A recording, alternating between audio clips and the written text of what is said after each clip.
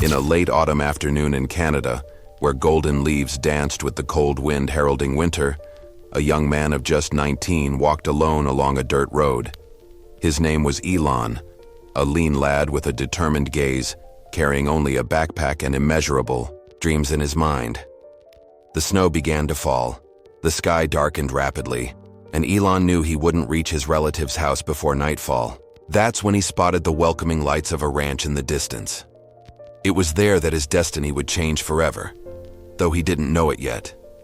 This is the incredible story of how a simple act of ingenuity changed not only the lives of two brothers, but also revealed the true character of a man who would one day become one of the most influential people in the world. You won't believe what happened when the brothers saw what Elon built.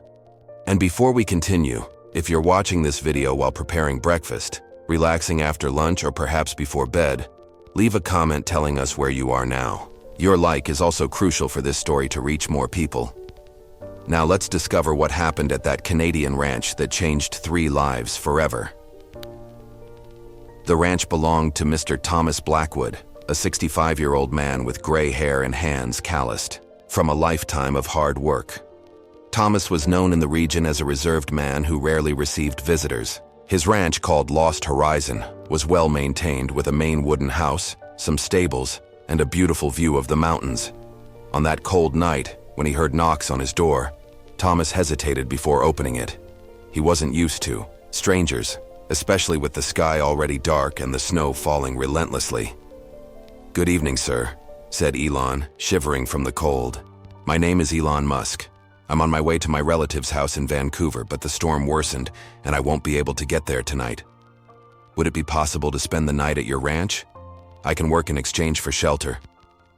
Thomas studied the young man for a long moment.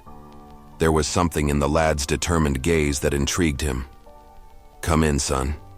I can't let anyone freeze out there, even though I prefer my solitude."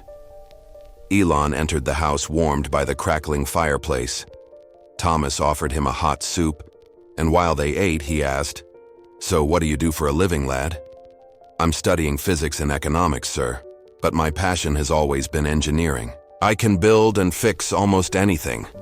Thomas's eyes lit up with sudden interest. "An engineer, you say? Interesting. Very interesting." The old farmer was silent for a few moments, as if considering something important. Then, with a deep sigh, he pointed out the window to the other side of his land. "See that property over there? It belongs to my brother, Robert. We haven't spoken in 15 years.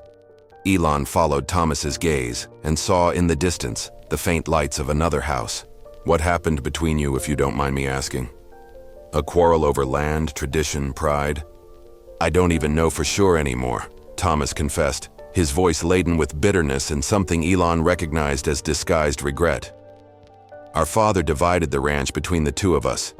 In the division, it was decided that I would have the land with access to the river, and Robert would get the part with the best view of the mountains. But then, we argued about where exactly the boundary would be." "And you never reached an agreement?" Elon asked, blowing on his hot soup. "Oh, we reached a legal agreement, of course. The lawyers took care of that. But the agreement of the hearts? That never came." Thomas looked at the old portrait on the wall, showing 2 smiling young men beside an older gentleman. "We were inseparable, you know, Robert and I. We grew up together, worked together, dreamed together about this ranch. Now we live less than a mile from each other, but it's like we're in different worlds."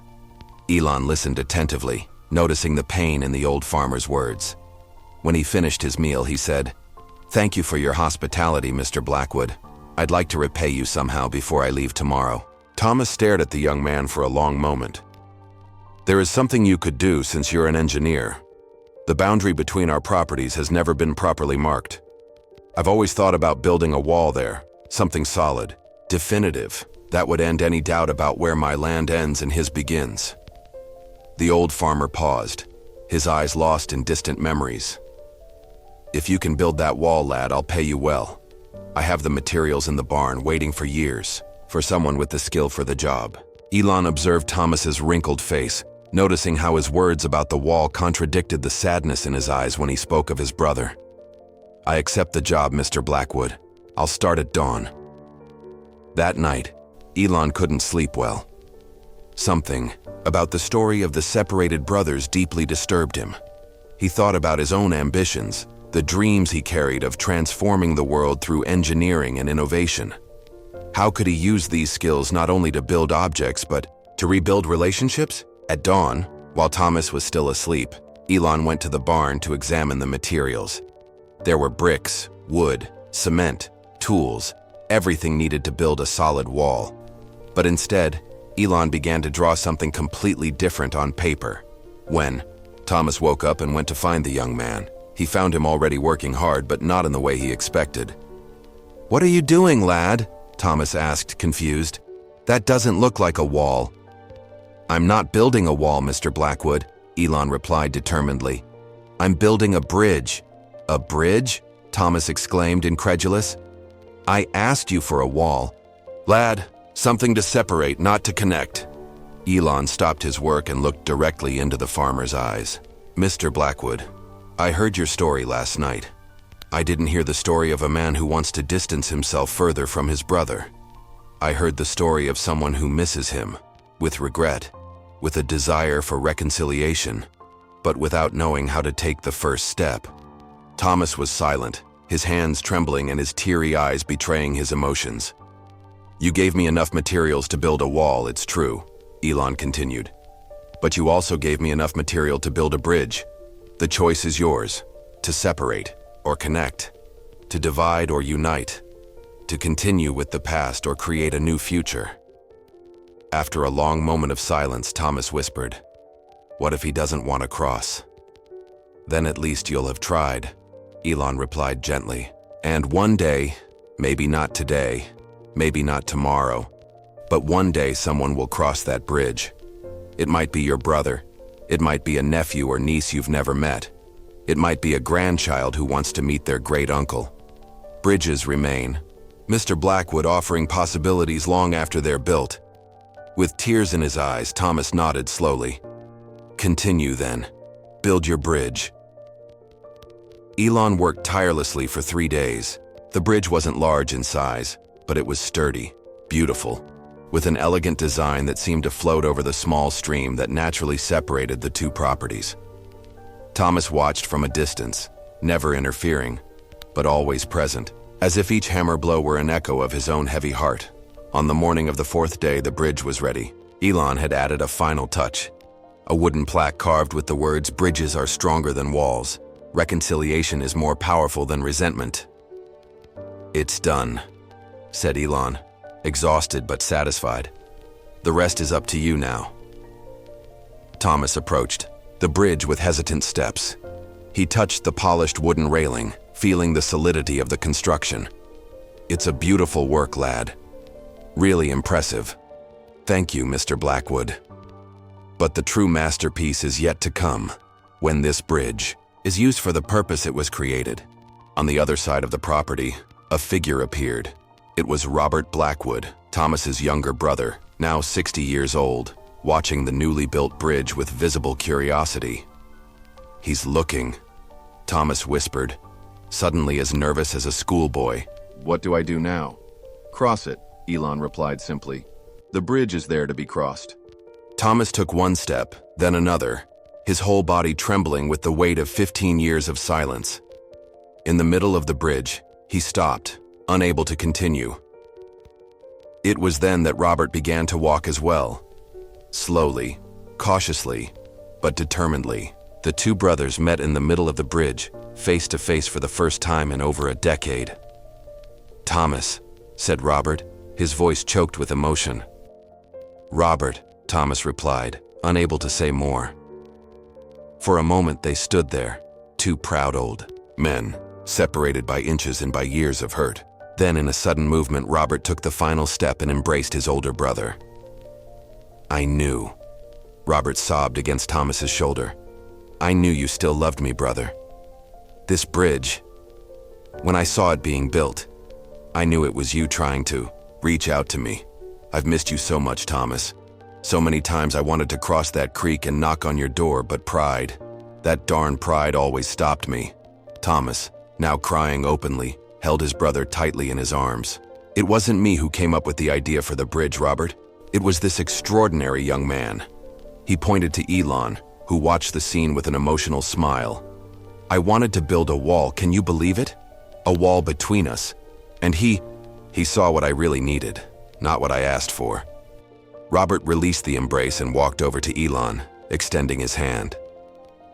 I don't know who you are, young man, but you've changed 2 lives today. Maybe more, considering our families. My name is Elon Musk, he replied, shaking the offered hand. And I didn't change anything that wasn't already ready to change. I just built a physical structure for a bridge that already existed in your hearts. That night, for the first time in 15 years, the Blackwood brothers dined together. The table was filled not only with food but with stories, laughter, tears, years being recovered in hours. Robert brought his wife, Martha, and Thomas met his 2 adult nephews and 3 great-nephews for the first time. How can we ever thank you, Elon? Thomas asked, when the night was already late. You don't need to thank me, Elon replied. Just promise to keep that bridge in good repair. And maybe one day when I'm building bigger bridges, perhaps bridges to the stars, you'll remember this little bridge and know that you contributed to my journey. The next morning, Elon prepared to leave. The Blackwood brothers, now inseparable, again, came to say goodbye. Where are you off to now, young Musk? Robert asked. To NASA, Elon replied with a twinkle in his eye.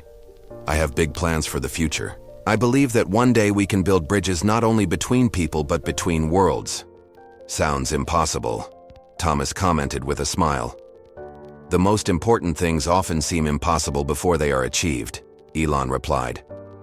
Just like it seemed impossible for you two to reconcile yesterday, and look where you are today. With emotional hugs and promises to keep in touch, Elon bid farewell to the Blackwood brothers.